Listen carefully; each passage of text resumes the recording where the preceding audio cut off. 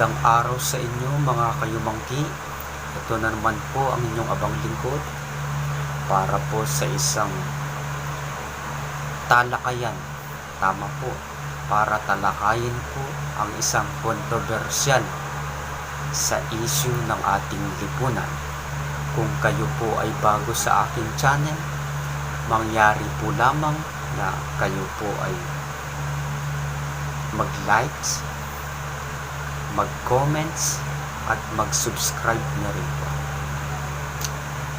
Dumako na po tayo mga kayumanggi sa ating topic.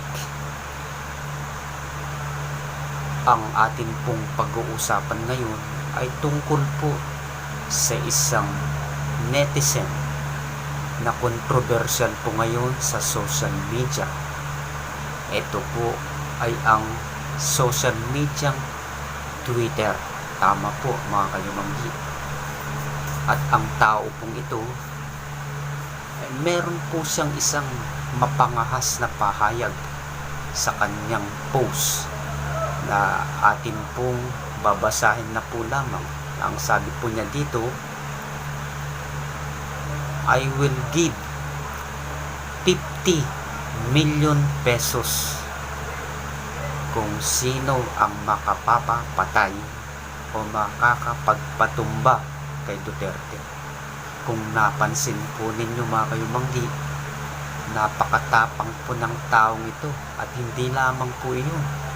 Biruin nyo po, handa po siyang magbigay ng 50 million pesos. Napakayaman ano po. Ganun pa man, ang post po niyang iyon ay nalathala po sa Twitter noong May 5, 2020 na kaalinsabay naman po ng pagsa-shutdown ng ABS-CBN.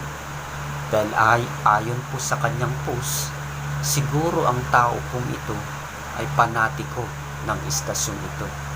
Kaya naman, nang dahil sa kanyang galit siguro sa ating Pangulo, ay nakapagsabi po siya ng ganoong kritisismo. Ganon pa man, makalipas po ng mga isang linggo mga kayumanggi, ang tao pong ito na nagsalita ng ganoon sa ating Pangulo ay nahuli na po ng NBI. Tama po mga kayumanggi. Sa mga oras pong ito ay pinoproseso na po siya ng operatiba ng National Bureau of Investigation, at siya nga po ay nahuli na at siya po ay natuntun sa lugar po ng Zambales. At ang masakit po dito mga kayumanggi, ang tao po palang ito na nakatago sa pangalang I am Prince ay si Mr. Rodel, na isa po palang teacher. Tama po mga kayumanggi, isa po siyang isang guro.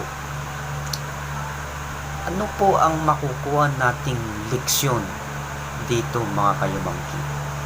Mag-comment nga po kayo sa ibaba, nang sa ganun ay malaman din natin ang inyong mga suhestyon o mga komento, nang sa ganun ay magsilbi pong aral sa lahat po ng gumagamit sa social media, lalo na po ang Twitter. Ito po ay isang public utility. Tama po, ang Twitter po ay hindi katulad ng Facebook na kung sino lang ang iyong mga friends ay yun lamang po ang makakakita sa inyong mga ipinopost sa inyong mga account. Samantalang sa Twitter po, ito po ay public figure. So lahat po talaga ay makakabasa nito at makikita kung ano man ang kanyang post. Bagaman ang tao pong ito mga kayumanggi ay nagbigay na rin po ng sorry o paumanhin sa ating mahal na Pangulo, ang katunayan nga po ay siya po ay mangiyak-ngiyak habang nakasakay po sa sasakyan ng ating mga NBI. At kaya lang daw po niya nagawa iyon dahil gusto lang daw po niyang magpapansin. Tama po, dahil matagal na daw po siyang nagpo-post, wala daw pong nagla-likes o nagko-comment man lang. So kaya lang daw po niya nagawa iyon para mapansin po siya. So nangyari na po, mga kayumanggi. Talagang hindi lang po siya napansin, hindi lang po siya nag-viral, hindi lang siya nag-trending, kundi siya po ay kalaboso. Tama po. So magkagayon man, mga kapatid, ang video po natin ito ay wala po tayong hangarin na tayo po ay makasakit ng damdamin ng ating kapwa.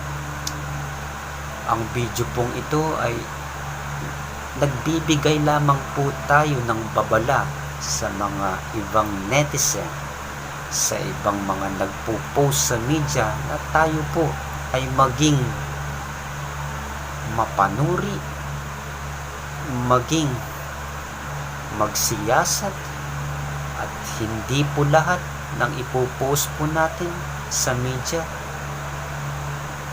ay nakakatuwa, nakakalungkot, nakakasaya. Ano man po ang ating i-post sa social media ay meron pong karampatang parusa. Magkagayon man, mga kayumanggi, sana po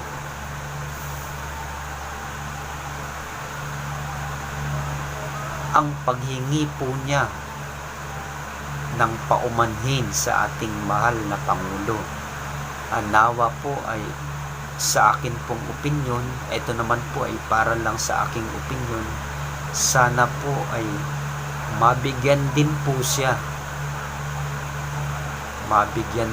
siya ng pagkakataon pa, isa pang pagkakataon.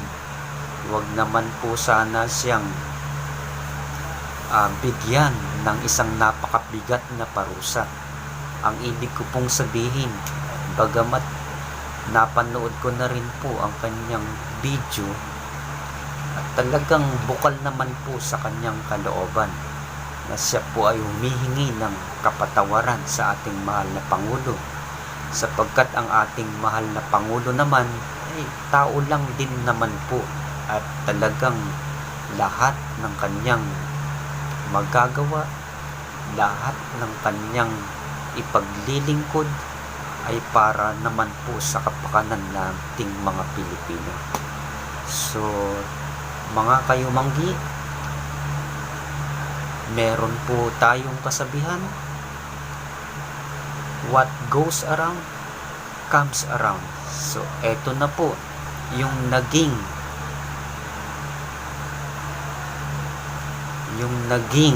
pasya ng post na kanya pong ginawa. Siya po ay nakalawit, nakalaboso ng ating batas. Tayo po ay nasa malayang bansa.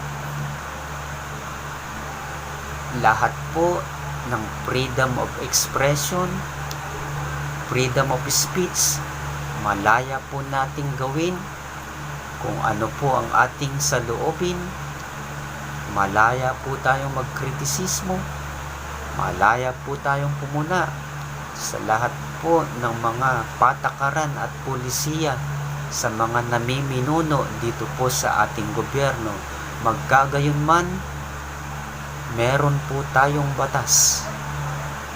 May pangil po ang batas na dapat po ay dapat din nating pag-ingatan, nang sa ganun tayo naman po ay hindi makaladkad at hindi makalaboso, sapagkat sabi nga po ng iba, think before you post. Kasi kung hindi po natin gagawin iyon, mga kayumangki, tayo po mismo ang aani kung ano man po ang ating nagawang pagkakamali, kung ano man po ang ating nagawang sakit, pait sa ating kapwa, ay meron pong karampatang parusa. So mga kayumanggi,